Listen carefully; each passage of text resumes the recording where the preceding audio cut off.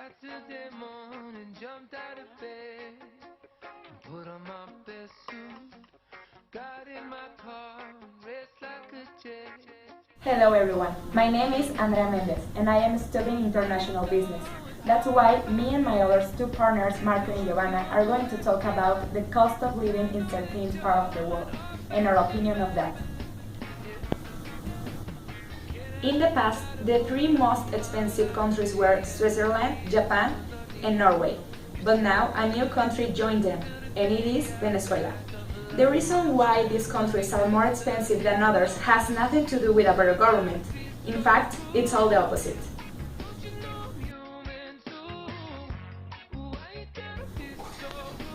Venezuela stopped to invest in their infrastructure, technology, and exploration.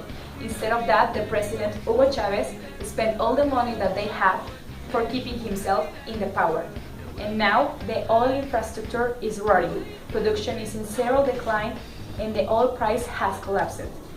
That's why all the prices of the products that they buy and all the services that they use are too high and expensive.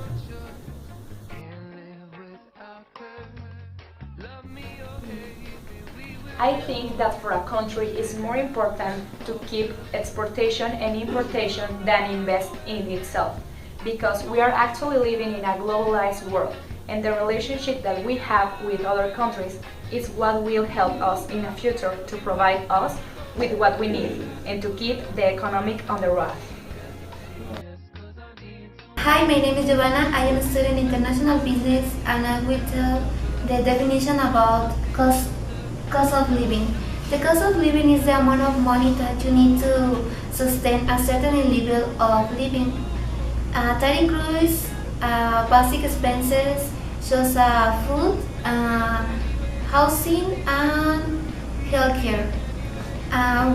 We can use the cost of living when we want to compare one city to another or one country to another.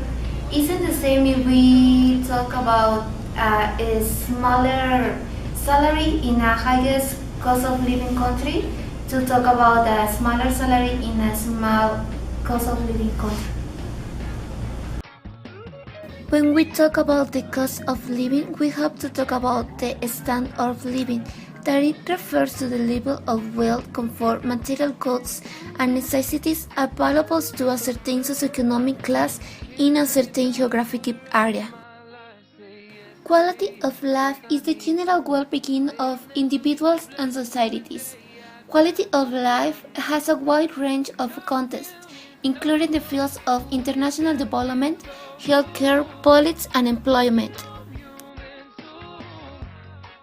Talking about the international cost of living ampliates several factors to consider, because as you can imagine, it involves a great quantity that give it its complexity. The worldwide cost of living is basically an indicator that shows the value or cost of different goods and services that a determined population consume to attain certain level of satisfaction. However, it's necessary to say that for it can functionate requires a standard by which comparisons can be made and which the levels of different compared actors regarding to the standard can be determined. Now this, it's due to mention that actually the standard for performing the comparisons is the so-called world capital, the imposing New York. And how it wouldn't be if this is the World Trade Center. It's deductible that to build a World Trade Center, factors such as foreign exchange, inflation of goods and services, or the instability of the housing market are standards as to this city. Well, according to the health results by studies made by international prestigious companies like Mercer or International Moving Company, it can be said that one of the main reasons why a city, country or any population amounts or comes down in the cost of living is the management of their resources. However, it has to tell that the position in the international cost of living ranking doesn't show objectively the quality of life of the listed population.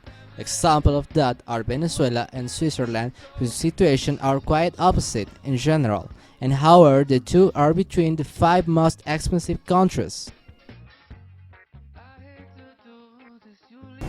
Well, my name is Marco Antonio Fernandez. I study international business too, and this has been all. Thanks for paying attention.